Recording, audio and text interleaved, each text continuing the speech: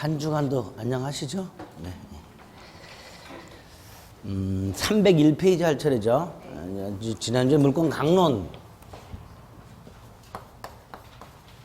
7개 물건이 있다 그랬고, 이제 점유권은 그냥 조문 정도 확인하시면 된다 그랬어요. 그래서 점유권에서 이제 볼만한 게 간접 점유, 관념적 점유라고 간접 점유하고 점유 보조자 그거 비교하실 수 있으면 되고, 점유의 태양과 관련해서 점유 태양의 추정 규정 157조 1항하고 158조, 그리고 점유권의 효력과 관련해서 점유자와 회복자와의 관계하고 점유 보호 청구권, 그 정도. 그리고 소유권과 관련해서는 첫째로 상린 관계에서 주의 투지 토인권이라는 게 하나 나왔고요. 두 번째, 소유권 취득 중에 법률 규정에 한 취득, 그 중에 취득시효 아주 중요하다 그랬고, 그 다음에 무주물 선점, 유실물 습득, 매장물 발견이 있었고, 첨부라는 게 있었죠. 그렇죠? 거기까지 봤어요. 소유권의 뜻과 소유권 제한과 소유권 취득, 여기까지 본 거예요. 그러면 지금 301페이지인 건 소유권의 효력이라고, 소유권에 기초한 물권적 청구권이 또 3개가 나옵니다. 소유물 반환 청구권, 소유물 방해 제거 청구권, 소유물 방해 예방 청구권. 그런데 우리 지난주에 점유보호 청구권 맞죠? 그거하고 비교를 해야 되는데, 지금 점유보호 청구권이 머릿속에 완전하게 들어있지는 않아요. 그래서 이걸 보면 또 헷갈려. 그러니까 지난주에 어떤 점유보호 청구권만 정확하게 생각을 해주세요. 소유권에 기초한 물권적 청구권은 이번 순위에 안 봐도 됩니다. 다음 순위. 자, 소유권에서 마지막으로 보셔야 될 게 공동소유라는 게 하나입니다. 이것도 중요하죠. 이것도 중요합니다. 공동소유. 301페이지부터 한 2장 건너뛰고요. 공동소유로 가봅니다. 이거 아주 중요합니다.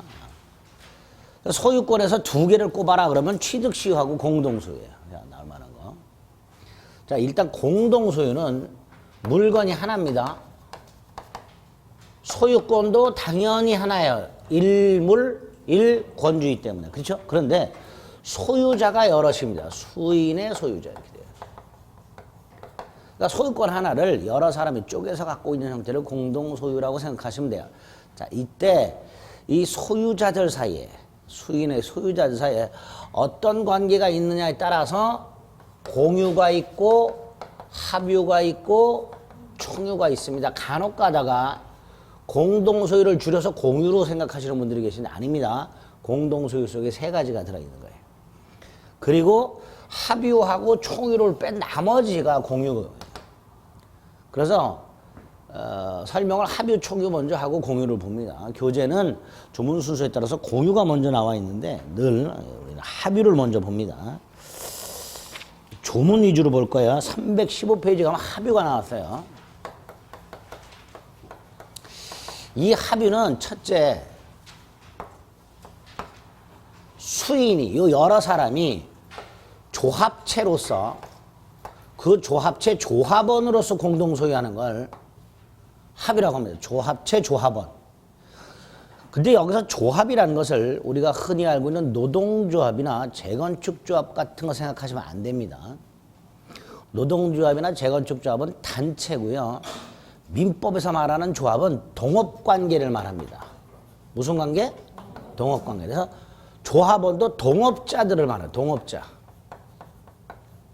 그래서 제가 이런 예를 들었었죠. 갑과 을이 1억씩을 출자해서 PC방을 동업한다.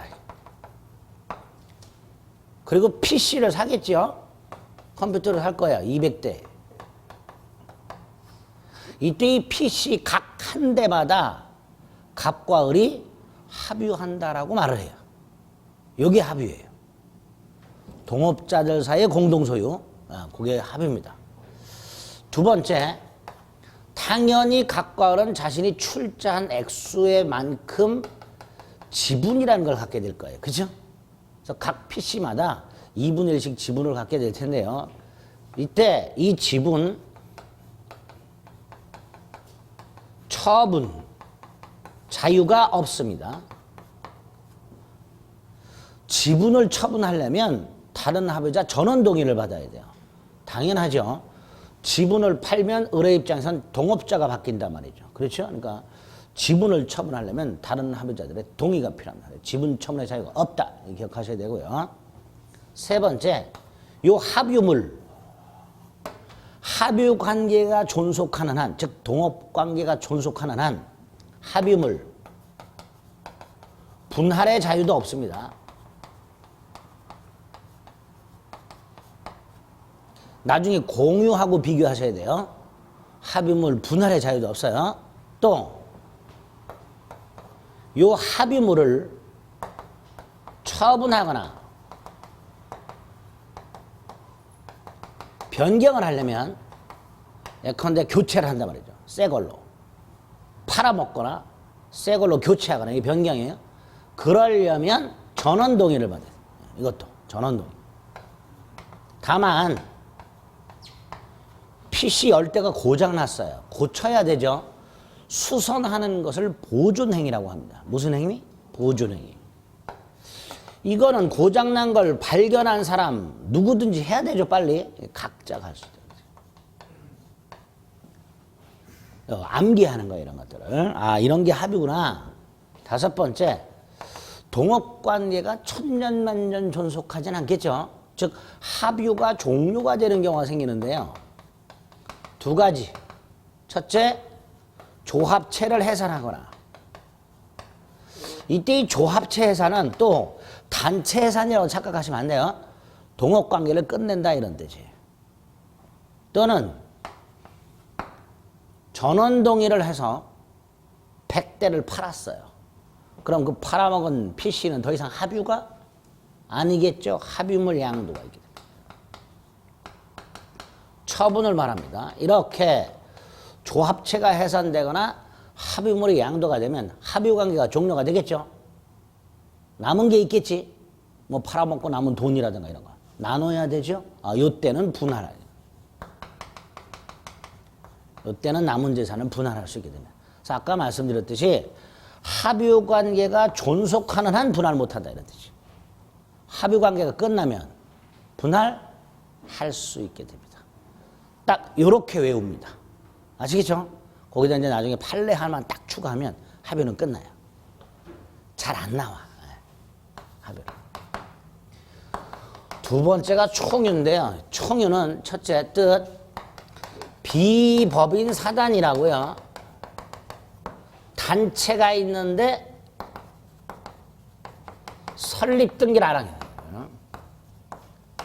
이 설립등기는 사람으로 따지면 출생신고입니다. 출생신고하면 주민등록번호 열세자리를 부여받듯이 법인 설립등기하게 되면 법인 등록번호 열세자리를 부여받습니다. 마치 사람처럼 취급하게 돼요. 그게 법인이에요. 그리고 법인이어야만 권리를 가질 수 있어요. 그걸 권리 능력이라고 해요. 그런데 설립등기를 하지 않으면 법인이 아니야. 그래서 권리 능력이 없어요.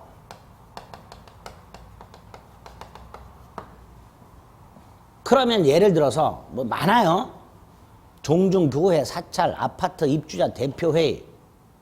우리 가끔 헌법재판소에서 무슨 동성동본 결혼금지 폐지하고 이런 거 하게 되면 갓 쓰고 올라오시는 분들 있죠. 성균관이라고 있어요. 유생들의 모임이. 아직도 있어. 갓 쓰고 올라오는. 못 보셨어요? 봤어요. 도포 입고 갓 쓰고 올라와서. 성균관이라는 유생들 단체 이런 거. 뭐 동창회, 조기축구회, 낚시 등산회, 일진회 뭐 이런. 대전 내거리파 뭐 다. 근데 설립등기 안 해. 안 해. 그런 권리 능력 없는 사단이. 예를 들어서 무슨 학교 동창회가 설립등기를 하지 않은 채 회비를 걷어가지고 동창회 건물을 샀을 때 보통 이 동창회원들은 저거 우리 동창회 건물이라고 하죠. 하지만 법적으로는 동창회 건물이 아니라 동창회원들의 총유가 되는 거예요. 그 동창회원을 사원이라고 불러요. 사원. 그래서 총유는 이렇게 비법인 사단 사원 공동소유를 말하는데 실질적으로는 동창회 소유죠. 법적으로 회원 총유라고 하고 있을 뿐 실질적으로는 동창의 소유이기 때문에 총유는 특징이 지분이라는 게 없어요. 회원들이 낸 회비만큼 건물에 대해서 지분이 있냐 그런 거 없어요. 따라서 설령 동창회가 해산하더라도 남은 물건을 지분별로 분할할 수가 없습니다. 총유물 분할도 있을 수가 없어요.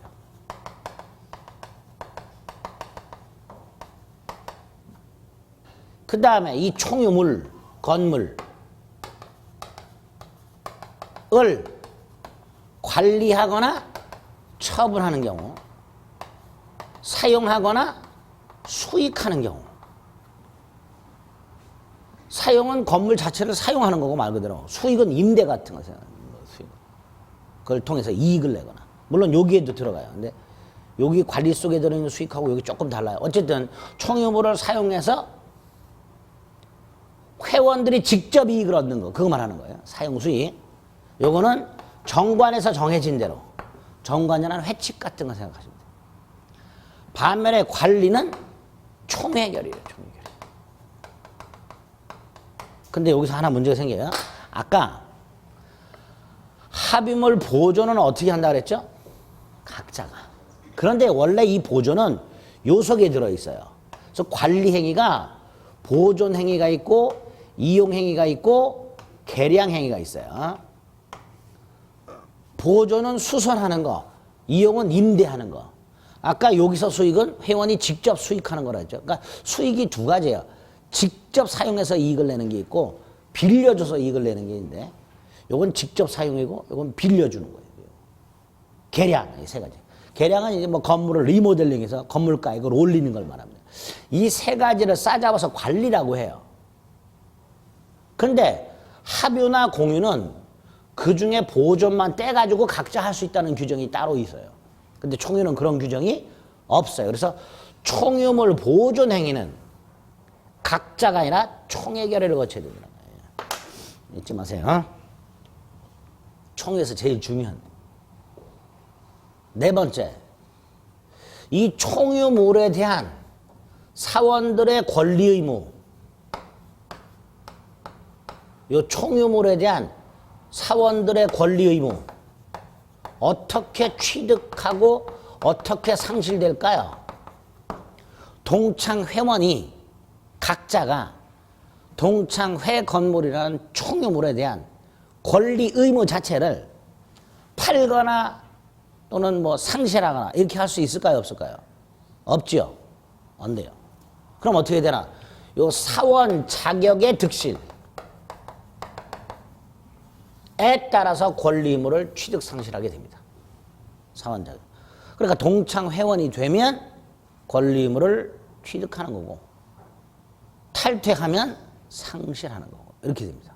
사원 자격의 득실에 따라서 총유물에 대한 권리 의무도 취득 상실하게 됩니다. 일단 합의하고 충분했다. 요 정도 기억하시면 돼요. 그래서 315페이지에 보면 합의라고 271조 1항이 있습니다.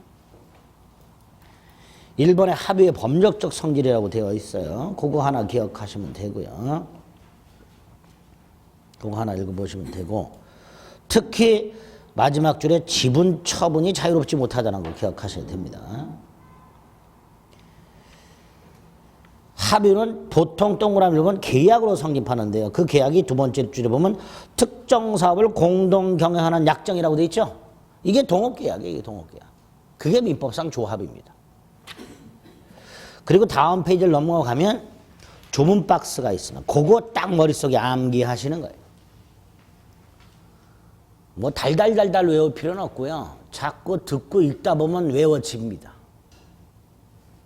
그 다음에 오른쪽에 총유가 있어요. 275조 1항 확인하시면 되고요. 밑에 양가를 보내 두 번째 줄 지분이 있을 수 없다 기억하시면 되고요. 한 장을 넘기면 동그라미 1번 총유물 관리 처분은 총회 결의에 의한다. 그래서 다섯 줄 내려갔을 때 보존도 총회 결의를 거쳐라. 그거 잊지 마시고. 가운데 동그라미 2번 정관 기타 규약에 쫓아 총유물 사용 수익. 그 밑에 조문 사원의 권리 의무는 사원 지위를 취득 상실함으로써 취득 상실하네. 그죠? 그 정도. 합의하고 총유는 딱 요 정도면 충분합니다. 그리고 공유로 가야 돼. 이 공유가 좀 복잡하죠. 304페이지. 공유는 일단 개념 자체가 조문에서 뭐라고 되어 있어요? 물건이 지분에 의하여 수인의 소유로 된다. 이렇게만 되어 있어요. 그 수인, 여러 사람 사이에 어떤 관계가 있는지는 정해져 있지 않아요. 그러니까 아무런 관계가 없는 거야. 대표적으로 A 토지를 갑과 을과 병이 상속을 받았단 말이지. 건물이라고 할까? 건물이 더 좋으니까. A 건물을 갑을 병이 상속받았어. 이 상속인들 건물을 어떻게 해요? 공유하겠죠. 상속인들은 동업관계도 아니고 단체 구성원도 아니니까 이런 걸 공유라고 한다. 그래서 공유는 공동소유 중에 가장 개인주의적인 소유 형태예요. 가장. 서로 간섭을 안 하는 형태예요. 그래서 공유의 특징 두 개를 꽉 머릿속에 기억하셔야 돼요. 지분 처분 자유하고요. 공유물 분할의 자유가 있습니다.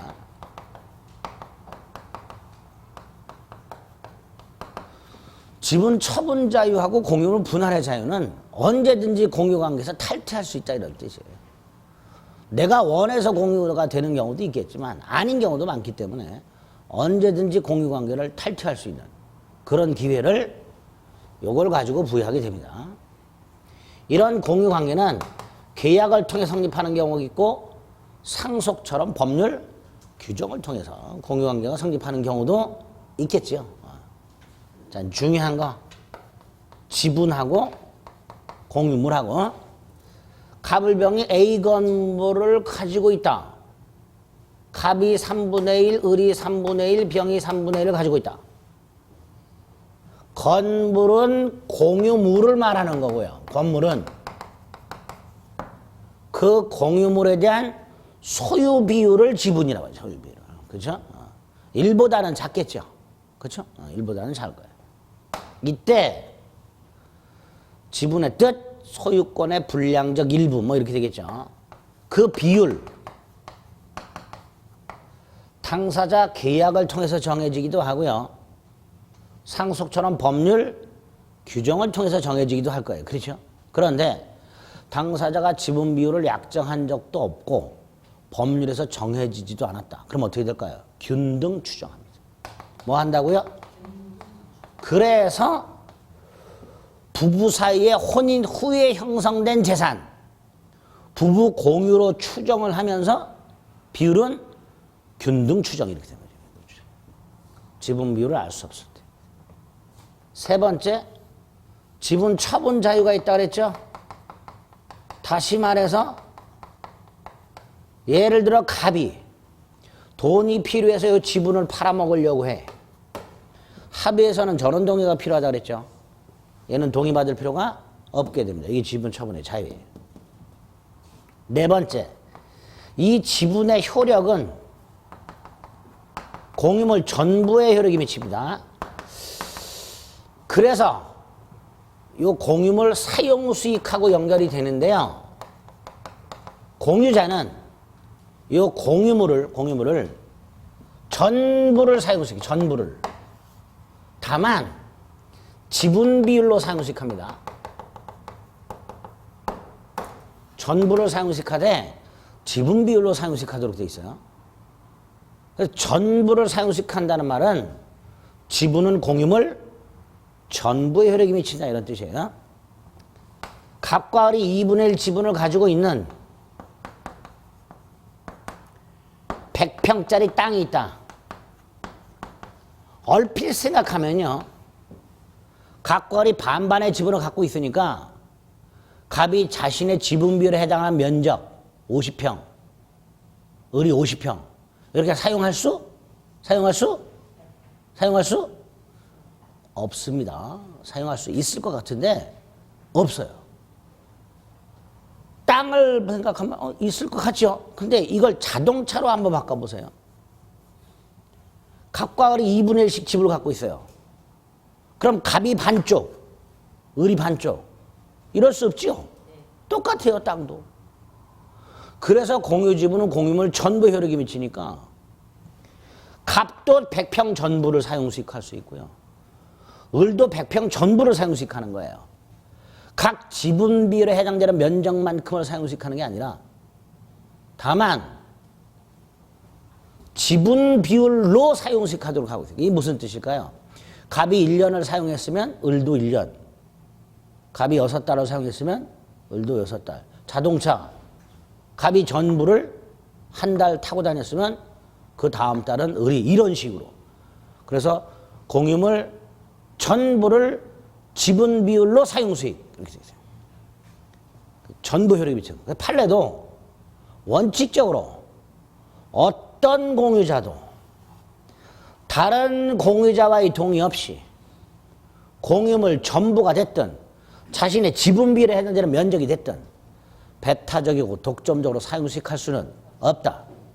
이렇게 의미합니다. 그래서 정확하게 기억하셔야 돼요. 공유지분은 공유물 전부 효력이 미친다는 거예요. 5번째, 지분의 탄력성이라는 게 하나 있어요.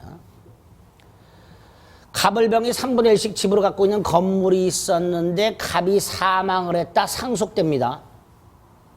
근데 만약에 상속인이 없이 사망을 했다. 갑이.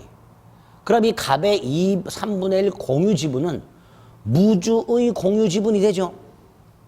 그죠? 주인이 없잖아요. 부동산에 관한 무주의 공유 지분이죠. 그죠? 그냥 내깔려두면 어떻게 돼요? 국유가 돼요. 우리 지난주에 무주물 선점에서 무주의 동산은 소유회사로 점유한자가 소유권을 취득하고 무주의 부동산은 국유라 그랬었죠.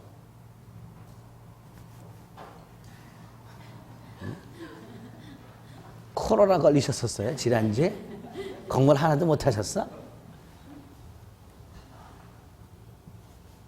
아이 참, 제가 지난주에 물권 강론은 복습하지 않으시면 이번 주에도 데미지가 크다고 분명히 말씀을 드렸는데 연결이 되기 때문에.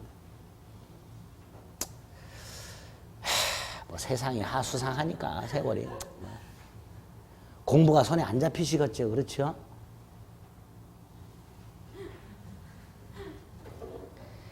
해야지.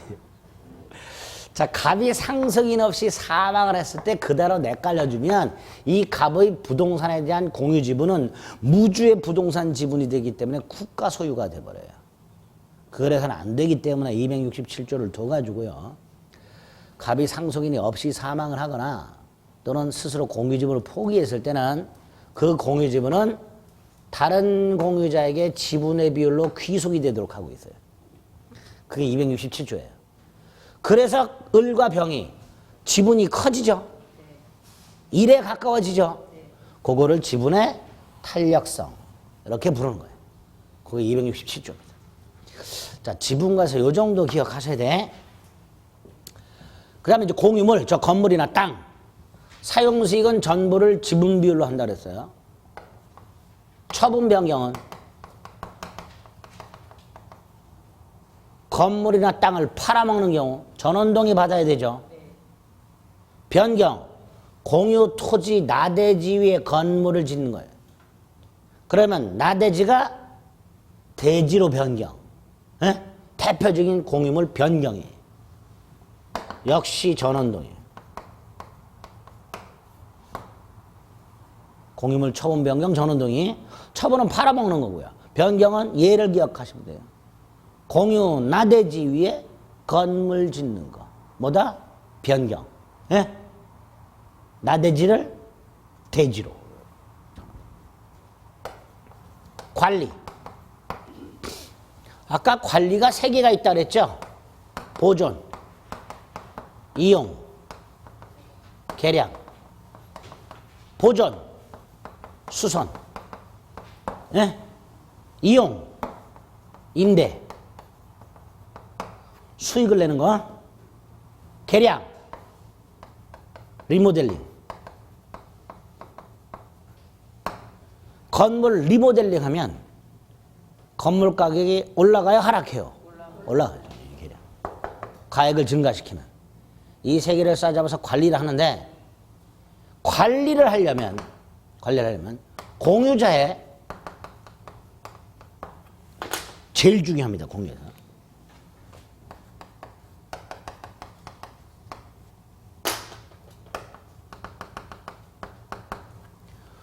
공유자의 지분의 과반수를 결정합니다. 요거 빼먹으시면 안 돼요. 공유자의 과반수와 공유자의 지분의 과반수 같은 개념 아닙니다. 얘가 3분의 2 지분, 6분의 1. 이 상태에서 이 건물을 정에게 임대할 때 관리죠. 을, 병 둘이 합의해서 임대할 수 있을까요? 없을까요? 안 되죠. 을, 병 둘이면 대가리수로는 3분의 2죠. 하지만 지분은 합쳐봐야 3분의 1밖에 안 됩니다. 반대로 갑, 혼자서 임대할 수 있을까요? 없을까요? 있지요. 대가리수는 3분의 1밖에 안 되지만 지분은 3분의 2예요. 그렇죠? 그래서 공유자의 과반수가 아니라 공유자의 절대로 잊으시면 안 돼요. 그 대법원 과반수 지분을 가진 자는 다른 공유자와의 협의 없이도 공유물을 뭐 할 수 있다? 임대할 수 있다. 네?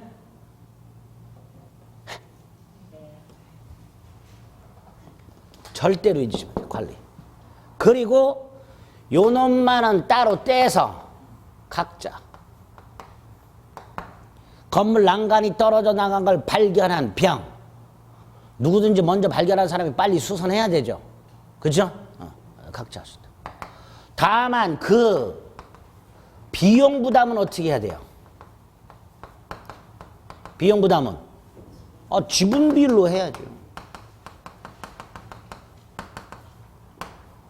난간 떨어져 나간 수리비가 90만 원이 나왔어. 그러면 갑이 60만 원, 을이 15만 원, 병이 15만 원 부담해야죠. 그렇죠? 그런데 갑은 60만 원을 냈는데 을은 안 내고 있어. 15만 원을. 내일 줄게 하다가 1년이 지나버렸어. 그러면 그 의무를 1년 이상 지체한 공유자에 대해서 다른 공유자가 지분을 팔아라. 지분 매수할 수 있습니다. 이때 팔아야 돼요. 너 못합니다. 그래서 1년 이상 이 부담 의무를 지체한 공유자에 대해서 다른 공유자는 지분을 강제로 매수할 수 있도록 되어 있습니다. 그러니까 이행해야 돼요. 딱 요거 기억하셔야 돼요. 나중에 집합 건물이 소유미 관리 가는 법률에 가면 아파트 거기 공유 많지요. 복도 계단 공유고요, 주차장 공유고요, 대지 공유예요. 다 공유예요. 그 구분 소유를 빼고는 내가 독점적으로 살고 있는 101호를 빼고는 다 공유예요. 따라서 그 복도 계단이나 주차장이나 부지 같은 대지 같은 공유물에 대한 사용수익, 처분 변경, 관리 뭐 이런 게 있겠죠. 그게 이거하고 조금 다르게 규정이 되어 있어요. 이거하고 똑같이 뭐 민법 규정을 준용한다 이렇게 안 돼 있고요. 따로 규정이 돼 있어요. 따로. 예를 들어서 복도 계단 공유죠. 민법을 적용하면 전부를 지분 비율로 사용시켜야 돼요. 그죠? 근데 복도 계단 지분 비율로 사용시키면 안 되죠. 용도에 따라. 용도에 따라. 그러니까 이거하고 다르게 돼 있어요. 규정이. 그러니까 이게 명확하게 암기가 되어 있는 상태에서 집합건물법을 봐야 안 헷갈려요. 외우셔야 됩니다. 마지막이 공유물 분할인데요. 첫째, 법률에서 분할이 금지된 게 있어요. 집합건물 복도 계단 같은 거, 공유하는 담 같은 거, 이런 건 분할이 금지되어 있습니다.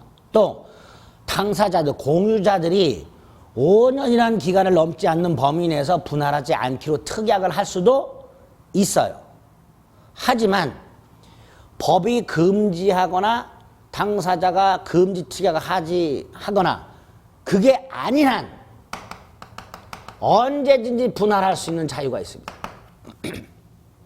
공유자는 공유물을 분할할 수 있다. 아무런 제한 없이. 이걸 분할 자유라고 합니다. 자, 이때 분할 자유라는 건 상속받은 땅이 있어요. 갑을병이.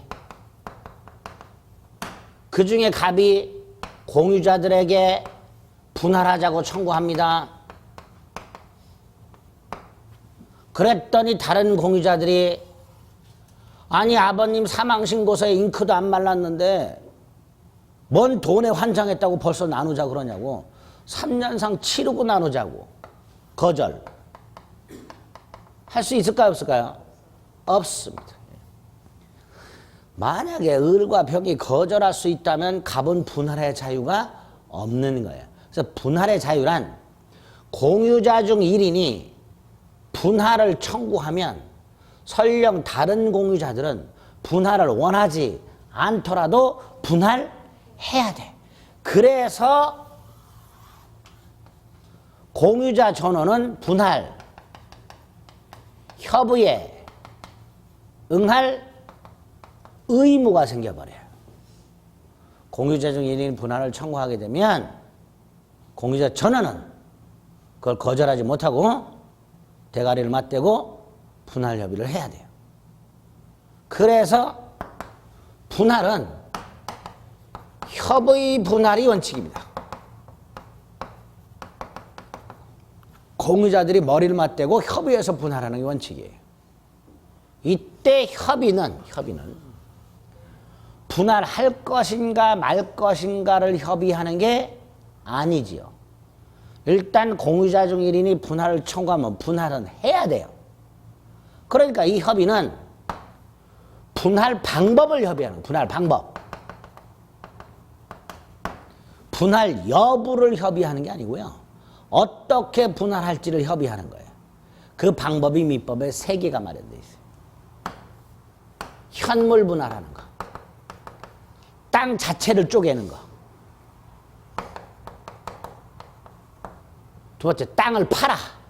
그 대금을 쪼개. 마지막으로 공유자 중 한 사람이 단독으로 소유권을 취득하고 다른 공유자에게 그 지분을 돈으로 배상해줘. 돈으로.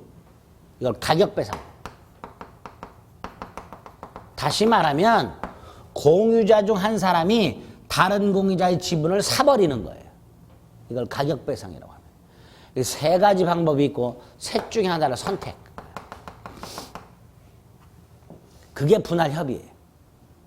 하지만 협의가 안 되는 경우도 굉장히 많더란 말이죠. 그럼 어떡하나? 재판부는 공유자 중 한 사람이 다른 공유자 전원을 상대로 소송을 제기하게 됩니다. 이걸 공유물 분할 소송이라고 하고요. 한 명도 누락해서는 안 됩니다. 전원이 참가를 해야 됩니다. 한 명이라도 소송해서 누락이 되면 그 소송은 무효가 됩니다. 이런 걸 고유 필수적 공동소송이라고 불러요. 몰라도 돼요. 교재엔 나와 있지만 한 놈이라도 누락하면 된다 안 된다? 안 된다. 그리고 그 판결이 공유물 분할 판결이에요. 공유물 분할 판결은 어디서 봤죠? 물권총론 187조 상소, 공용징수, 판결, 경매, 기타 법률 규정에 의한 부동산 물권의 취득은 등기유하지 않는다. 거기서 그 판결, 그게 공유물 분할 판결이고 형성 판결이라고 했습니다. 그렇죠? 등기유하지 않아요. 재판 분할할 때 법원은요, 원칙이 현물 분할이에요. 원칙이. 근데 현물 분할하기 곤란하면요, 이 법원은 직접 그 공유물을 매각하는 게 아니라 경매법원에다가 경매를 의뢰해서 그 대금을 분할하게 됩니다. 그 재판 분할은 현물 분할과 대금 분할밖에 없어요. 딱 여기까지를 머릿속에 넣습니다. 이것도 많이 했어 오늘. 조문 암기하자. 조문 암기. 일단은 그래야 판례를 5월 달쯤 추가할 거예요. 이 공유 관련 판례는 굉장히 어려워요. 한 놈이 아니라 여러 놈이 대가리 터지게 싸우기 때문에 판례가 굉장히 이해하기가 어려워요. 그래서 조문을 명확하게 암기가 된 상태에서 판례를 볼 겁니다. 304페이지 공유 서설의 262조 양가를 본 공유의 성질 오른쪽 쭉 밑에 2번 262조 263조 달달달달 외우는 거예요. 넘깁니다.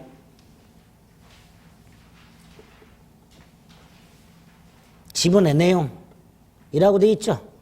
동그라미 1 지분 처분 자유롭게 할 수 있다. 동그라미에 2줄 동그라미 2 첫 번째 줄 아까 조문에서 본 거 그리고 동그라미 2의 세 번째 줄 따라서 공유자 간의 특별한 합의가 없는 한 공유자 1위는 공유물의 전부가 됐든 자신의 지분 비율에 해당되는 면적이 됐든 배타적이고 독점적으로 사용할 수는 없다. 라고 되어 있지요. 밑에 지분의 탄력성 267조 조문 확인하시면 되고요. 오른쪽 3회 양가로의 264조 처분 변경 밑으로 내려서 265조 관리는 공유자의 지분의 과반수 잊지 말자. 다만 보존은 각자가 할 수 있다. 그렇죠?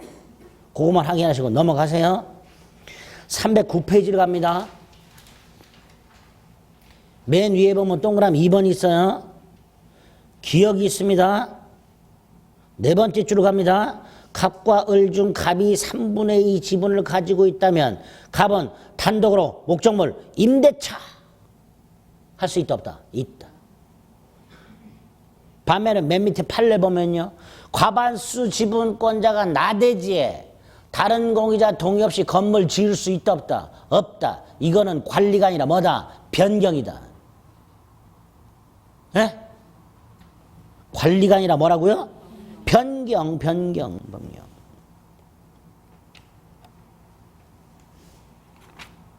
넘기세요.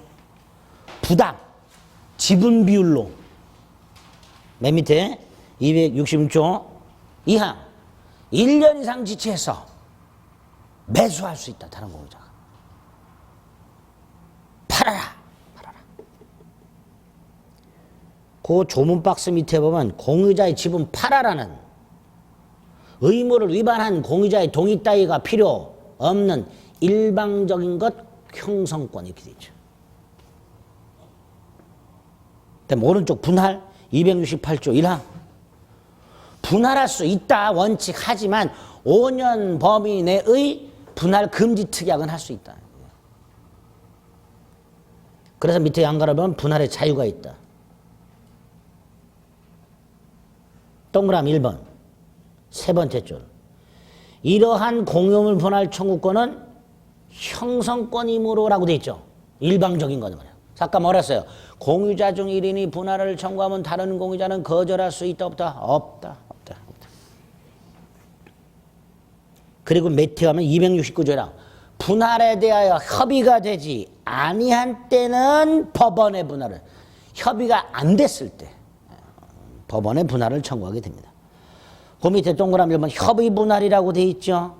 셋 중에 하나 현물 분할, 대금 분할, 가격 배상 중에 하나. 반면에 다음 페이지 재판상 분할이라고 되어 있죠. 협의가 이루어지지 않을 때 니은 필요적 공동소송, 전원이 참가, 디귿 형성 판결, 등기 따위는 요하지 않는다. 판례 1번 밑줄 그어진 거 현물 분할의 원칙. 그쵸? 현물 분할의 원칙. 그 정도 확인하시면 되겠습니다. 오늘 체크해 드린 거 위주로 자꾸 반복해서 듣고 읽고 해 주시기 바랍니다. 됐죠? 자, 점유권, 소유권 봤어요. 소유권을 제한하는 제한물권을 봅니다. 그 제한물권 중에 타인의 부동산을 일정 기간 사용 수익하는 제한물권을 뭐라 한다? 용익물권. 타인의 부동산입니다. 그래서 타인 동산에 대한 용익물권은 민법에 없습니다. 부동산만. 지상지역 전세권이 있다고 그랬죠? 그 중에 지상권.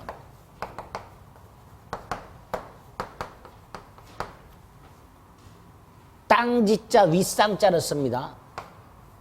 타인, 토지를 일정 기간 사용, 수익하는 권리입니다. 그런데 목적이 딱 정해져 있어요.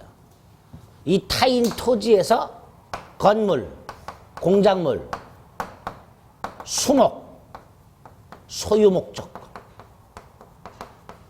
싸잡아서 지상물이라고 합니다. 갑소유 땅에 을이 건물을 지어서 소유하고 싶어. 이럴 때 을은 갑소유 땅에 뭘 취득해라? 지상권을 갖고 있어야 된다. 그런 뜻이. 이게 지상권의 목적입니다.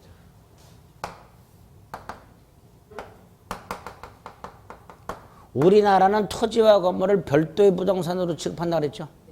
토지 소유권과 건물 소유권이 따로 존재하죠. 그래서 토지 소유자와 건물 소유자가 동일한 경우도 있을 수 있고 다른 경우도 있을 수 있는데, 다른 경우에는 건물 소유자 땅에 대해서 뭔가 권리가 있어야 철거를 안 당한단 말이죠. 그래서 만들어진 게 뭐다? 지상권. 특징, 타인 토지를 객체로 하는데, 첫째, 이 토지는 일필토지 전부여도 되고 일부여도 돼요. 그렇죠? 10,000평짜리 땅인데 나는 건물을 한 300평만 있으면 돼요. 그럼 300평만 지상권 소유하는. 전부 또는 일부. 두 번째, 경작 목적 있어요, 없어요? 여기 있어요, 없어요? 어디 있어요, 경작 목적이? 공작물이 경작이에요? 무배추가 공작물이야? 공작물은 기기 같은 거 생각하죠. 무배추는 농작물이라고. 공작물이 아니고 농작물이라고 해요. 농작물. 경작 목적이 수목? 배추가 수목이야? 아, 무가 수목이야? 뼈리 뿌리 받고 있어서 뭐 옛날에 무슨 뭐 벼나무 이렇게 벼가 나무에서 열린다. 아니죠. 농경지는 안 돼요. 경작 목적이 없기 때문에 농경지는 제외됩니다. 토지에 와서 두 가지 기억하는 거예요. 일필토지 전부 또는 일부. 두 번째, 농경지는 제외. 제외. 경작 목적이 없으니까.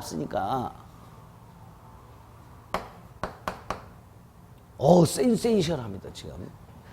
무배추가 공작물이라고, 야. 무배추가 수목이라고, 야. 예, 넓은 마음으로 이해하겠습니다. 네. 농경지 안 돼요. 네. 두 번째, 치료지급. 우리 민법은 지상권에서 치료를 꼭 지급하라고 안 돼 있어요. 따라서 당사자 합의로 지급을 할 수도 있고 안 할 수도 있습니다. 그래서 치료지급은 지상권의 요소가 아닙니다. 나중에 보겠지만 전세권은 반드시 전세금 지급해야 되고요. 임대차는 반드시 차임을 지급하도록 돼 있어요. 세 번째, 지상물. 저 건물이나 공작물이나 수목. 없어도 지상권은 성, 립하고 존 속한다는 거.